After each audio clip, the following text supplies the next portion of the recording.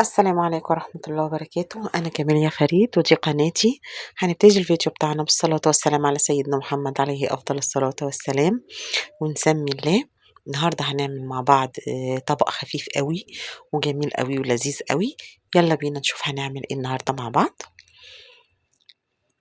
معايا هنا حلة صغيرة كده على النار، هحط فيها معلقتين سمنة، أي نوع سمنة عندك، إن شاء الله تعمليها بزيت براحتك، الموجود عندك والمتاح في بيتك اعملي بيه.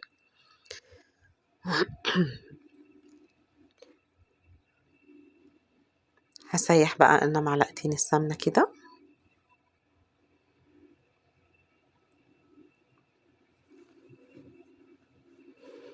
ما قلتلكوش هنعمل ايه. هنعمل مع بعض كباب حلة. اللي بتقلب دي مش انا، دي دي دودو بنت اختي واقفة بتساعدني وبتصور معايا. ربنا يخلي لكم ولادكم كلهم يا رب ويبارك فيهم. هسيح بقى هنا السمنة وهعمل كباب حلة. كباب حلة بالثوم مش بالبصل، لان في تقريبا القهروية بيعملوا كباب الحلة بالبصل وبيسموها كباب حلة. احنا عندنا اللي بالبصل بيسموها لحمة بالبصل، في بيقولوا عليها يخني، على حسب يعني. لكن كباب الحلة عندنا اللي هو بالثوم، توم وتوم كتير، تكتري التوم على قد ما تقدري عشان التوم هو اللي بيديكي الصوص بتاعها. انا حطيت اللحمه هنا، انا مقطعاها صغيره لان ما بحبش اعمل اللحمه كبيره، يعني على قد اللقمه او على قد ما انتي بتاخديها بالمعلقه تحطيها على الحاجه اللي انتي بتاكليها يعني. معلش انا اسفه، التليفون بكسل وانا بصور. هديها تشويحه كده.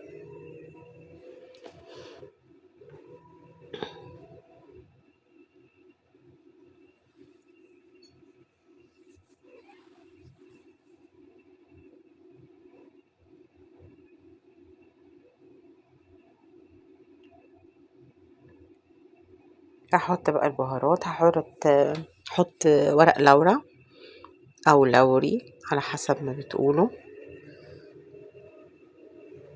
مستكه، فصين مستكه كده،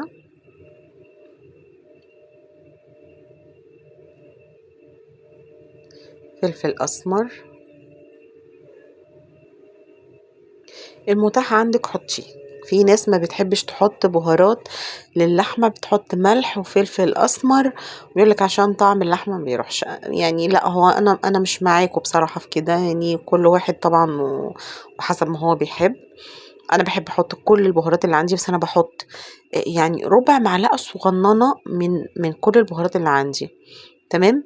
فما بتضيعش طعم اللحمة، بالعكس بتخلي طعم اللحمة حلو جدا. يعني انا شايفه كده، انا وولادي بصراحه ما بنشوفش ان هي بتروح. انا حطيت كركم وحطيت حبهان وحطيت فلفل اسمر، حطيت كزبره، حطيت ايه تاني، عندك بابريكا حطي، حطيت 7 بهارات، بهارات لحمه لو عندك حطي. من كل حاجه ربع معلقه صغيره، والله ما هتغير طعم اللحمه في حاجه خالص. واساس الكباب الحله، اللهم صل عليك يا نبي، عليه أفضل الصلاة والسلام، الكمون، تمام.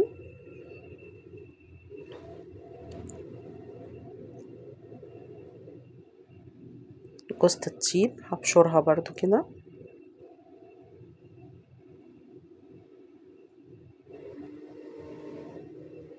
بشرتين كده. لو عندك مطحونة حطي برضو أقل من ربع المعلقة كمان لو حابة.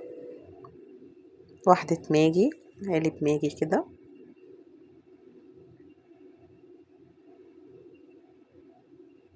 عايزة اقولك ان البهارات لما بتتشوح معاها بتدي ريحة رهيبة.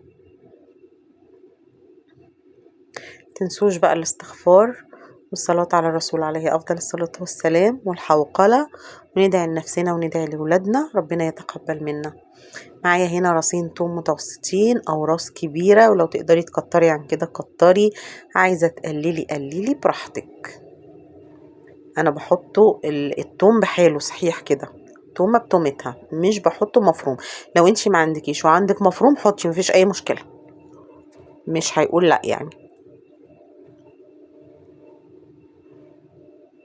لازم أشوحها كده تشويحتين.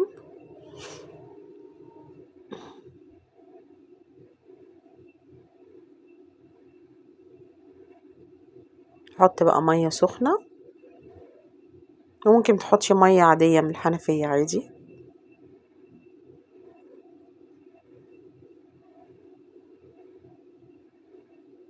بصي بقى، أساسها برضو الكمون والثوم والخل. يعني لازم تحطي حوالي ربع كوباية خل. أنا للأسف ما حطيتش، بس أنا ما حطيتش لأن أنا يعني تعبانة، معدتي تعبانة شوية يعني. ربنا يعافينا جميعا يا رب، بعد الشر عليكم. فأنا خفت يتعبني فما حطيتش بصراحة. بس هي أساسها الخل، بتخلي ريحتها جايبة آخر الشارع. هي ريحتها كانت رهيبة أصلا. مش عايزة تحطي ما تحطيش، بس هو كباب الحلة ده أساسه يعني الثوم والكمون والخل. شايفين الصوص بتاعها عامل ازاي؟ هي كده لسه ما خلصتش. وتفضلي بقى تبصي عليها لغاية اما تحسي ان هي استوت. اول ما تستوت خلاص، يعني لقيتيها لسه ما استوتش والمية بتاعتها نشفت، زودي مية تاني. بس يا ريت تكون مية سخنة طبعا احسن.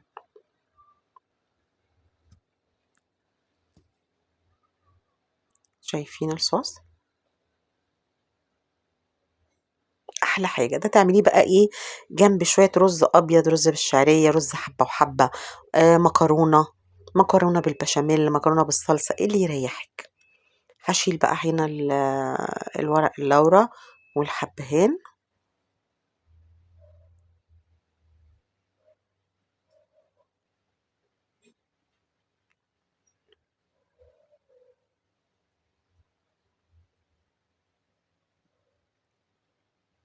اهو انا شلتهم وغرفتها، ويا رب بقى تجربيها بالطريقة دي وتعجبك ان شاء الله. ربنا يحسن ما بين ايدينا جميعا. وما تنسونيش بلايك حلو وكومنت حلو منكم، واللي ما اشتركش في القناة يشترك معانا.